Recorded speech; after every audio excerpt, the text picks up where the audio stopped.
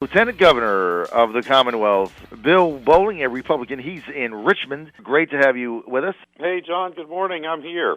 Thank you for joining us today, Lieutenant Governor. Why don't we get right to the most recent development in the state Senate during this short assembly, where Senate Republicans, in a partisan vote 20-19 the other day, voted on a new state Senate redistricting plan that has come under intense criticism from the Democrats, specifically Minority Leader Dick Saslaw said it was done in the middle of the night. They had no real notice of it. They didn't have time to mobilize. And then, Lieutenant Governor, you also came out with a statement criticizing the plan and the vote by the Senate Republicans in the Virginia General Assembly.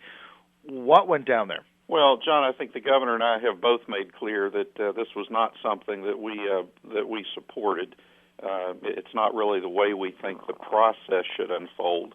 I understand the need, the desire to want to have more competitive Senate districts in Virginia from a political perspective, and certainly partisan types of gerrymandering or something that both parties have done in the redistricting process for a long, long period of time. But our concern here is, number one, the process.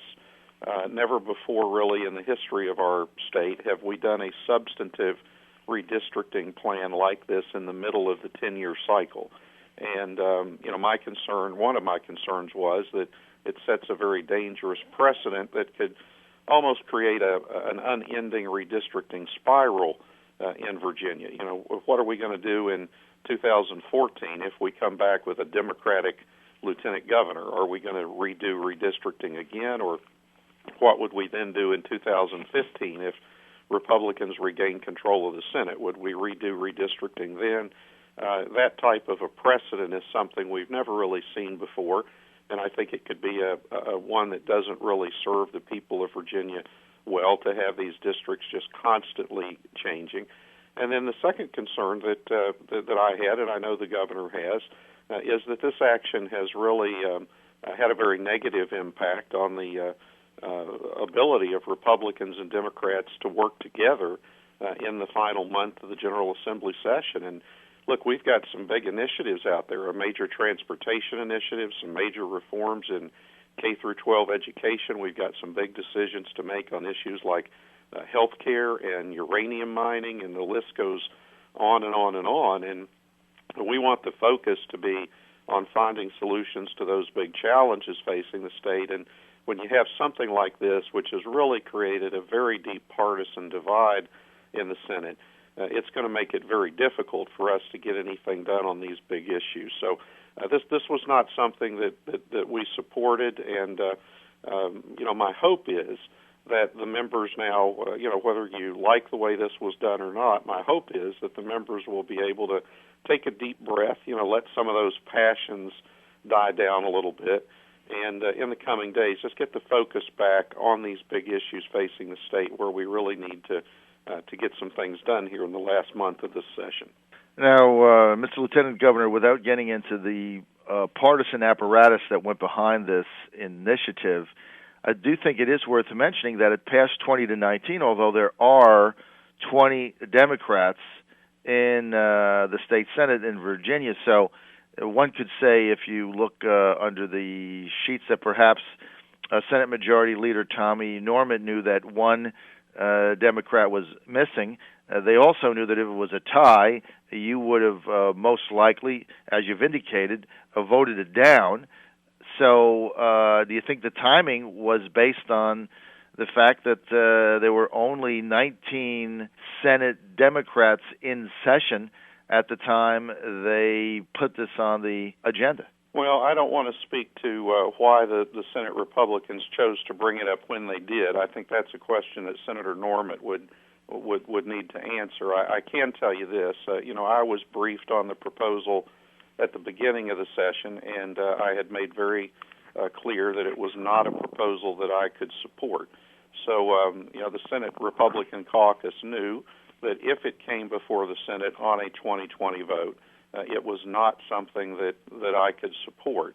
It was passed by the first, I think, 10 days of the session and then acted on Monday. But I don't want to speak to why the Senate Republican caucus brought it forth when they did. I think one can certainly make some conjectures about that, but I would defer to Senator Norman to discuss why they chose to bring it forward when they did. One of the realities of what happened, and you mentioned it early, Lieutenant Governor, is that this is not exactly the way to get the Democrats and the Republicans working together in this short session. Immediately after this went down, Minority Leader State Senator Dick Sasloff from Northern Virginia was quite upset over it. He said that he was going to now take a tougher look at the governor's transportation initiative, sort of holding that hostage. Now, many expected that was set in the heat of battle, but why don't we go over to transportation a minute? Now that the governor has put his plan on the table, there's been some other alternative plans out there. Republicans that we talk to, Lieutenant Governor, on our show are all over the spectrum on it. What is Bill Bolling's plan right now as it relates to solving our transportation crisis? Well, John, I'm prepared to support anything that can get 21 votes in the Senate and 51 votes in the House of Delegates. Hopefully there's a general understanding that in about 2015 or 2016, we simply run out of money. It's going to take every penny that we have in the Transportation Trust Fund to fund our maintenance needs. We will have no new money available for highway construction in Virginia. Hopefully, there's an understanding that to solve that problem, we've got to generate about $1 billion a year, or as close to $1 billion a year as we can get in new funding for highway maintenance and highway construction. And then the debate is about where do you get that new funding. And basically, you've got two different perspectives in the legislature. Among Republicans in the House of Delegates, there is a belief that we should get that money through existing revenue sources, not new revenue sources. In the Senate, you've got a strong belief among the Democrats and most Republicans that that needs to come from new revenue sources and not existing revenue sources. So, I've been around long enough to know that to solve that problem, everybody is going to have to be willing to compromise. Everybody is going to have to be willing to give a little bit, and House Republicans are going to have to give on this issue of new revenue. New revenue is going to have to be a part of this equation. Now, we can debate where we get the new revenue or how we generate the new revenue, but new revenue is going to have to be a part of the equation. Likewise, Democrats and most Republicans in the Senate are going to have to give on their opposition to using any of our existing revenue for transportation. That's going to also have to be a part of the equation. So at the end of the day, I think this is going to be a very pragmatic political process. We got to figure out how we can put the pieces of the puzzle together in such a way that you get 21 votes in the Senate and 51 votes in the House of Delegates. And I've made clear that I'm prepared to support just about any proposal that will get 21 votes in the Senate and 51 votes in the House of Delegates. I'm going to take a very pragmatic approach to trying to actually get this problem solved. Lieutenant Governor Pete Snyder, one of the candidates on the Republican side for Lieutenant Governor, just the other day came out with a proposal for transportation whereby he said we don't need any new revenue sources, we don't need to cut any taxes. He says all we need to do is cut 10% out of the current state budget that we have. Take that 10%, put that towards transportation, bang, we solve it. Is that a reasonable idea? Well, it's a reasonable idea. It's actually what I proposed about 5 or 6 years ago. And what I had proposed is if you just took 10% of the revenue growth every year and moved it to transportation, we wouldn't be having this discussion today. Had you done that 10 years ago, we would now have about $800 million a year in additional funding for transportation. So that's a reasonable approach. The problem is that it is not a politically achievable approach because the Democrats and most Republicans in the state Senate will not support that approach. So, there are a lot of reasonable approaches. There are a lot of ways that we could solve this problem, but none of them are viable unless you can get 21 votes for them in the Senate and 51 votes in the House of Delegates. And that's what I think folks are going to have to understand. No one has the ability to solve this problem the way they want the problem solved. The only way this problem gets solved is if everybody is willing to make some compromises. And unfortunately, John, we live in a day and a time where compromise has become a four-letter word. It's not. It is the essence of the ability of a representative democracy with competing interests to work. And this transportation debate is a classic example of that. And, for 10 years now, we've been discussing this. We've accomplished nothing because no one was willing to compromise. So unless folks are willing to come to the table and compromise, everybody's going to have to give a little. Everybody's going to have to accept something they don't like.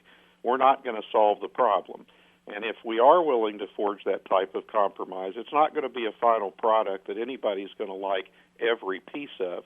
That's why I say, as I said before, it's got to be a very pragmatic process here to solve this problem. We got to figure out how do you put the pieces of the puzzle together in such a way that you can get 21 votes in the Senate and 51 votes in the House of Delegates. And that's what I hope the General Assembly will focus on here in the last month of the session. So in reality, Lieutenant Governor, what you're saying is there might be a lot of good plans on the table, but they've got to be politically viable or we're going nowhere, just like we've gone nowhere basically on transportation in the state for 3 decades. Lieutenant Governor, if I could get to politics very quickly in the time that we've got remaining, you have not ruled out a independent gubernatorial bid in Virginia. And recent public surveys, so polling, if you will, that have come out, has shown that even without your making a decision or announcing, you started about 15%. That's higher than any independent candidate for governor for anything in the state has ever registered off the bat.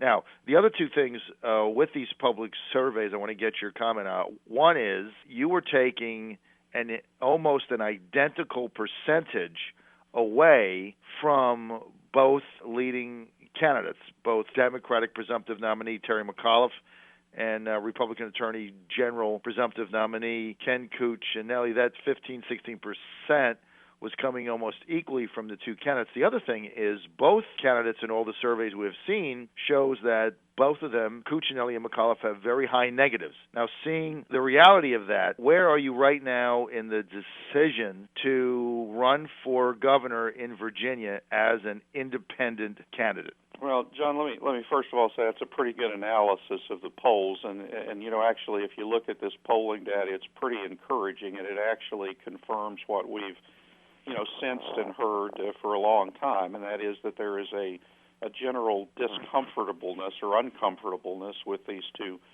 candidates, and because of that, a real opening in this race for a viable and credible independent choice. Where we are in the process is there are two questions that I've got to ask and answer. There were 3. One of them's been answered. I think there clearly is a credible opening in this campaign for a viable independent candidate. Of that, I'm confident. But the other 2 remaining questions are, number 1, can I run a winnable campaign, a winning campaign? And I don't know the answer to that yet. I think in large part that's going to depend on my ability to raise money. And that's something that I can't assess right now because I can't raise money. I can't even talk to anybody about raising money while the General Assembly's in session. Right. So we're going to have to take a couple weeks after the session's over to do some quick evaluation and analysis of whether or not we could raise the money we would need to run not just a competitive campaign, but a winning campaign. I've made clear I have no desire to get into this race unless I think I have a realistic chance of winning. And then the final question I have to address is whether or not this is something that I really want to do. Personally, is it something that I want to do? But also politically, is it what I want to do? And as you and I have talked many times, I'm a troubled Republican right now. I have some real concerns about the current direction of the Republican Party in Virginia, right. And but I've been a loyal Republican for a long time, and so I just personally have to decide: is this really what I want to do? And So we're going to take a couple of weeks after the session is over to try to assess those remaining two questions, and then, sometime around the middle of March, I think we'll be able to make a final decision on this. Would you say right now your percentage of running or not is a straight 50-50? Yeah, I think it probably is, John. I mean, look, we're very seriously considering it, but we're going to try to objectively consider it, and I think right now it could go either way. Okay, Lieutenant Governor Bill Bolling, Republican from Virginia. Lieutenant Governor, as always, we want to thank you for your time. Thank you for joining us today on the John for Redrick Show. We appreciate your open and candid dialogue, as always. And if you want to get more information on the Lieutenant Governor, you can go to billbolling.com. It's all right there. Thank you, sir. Thanks, John.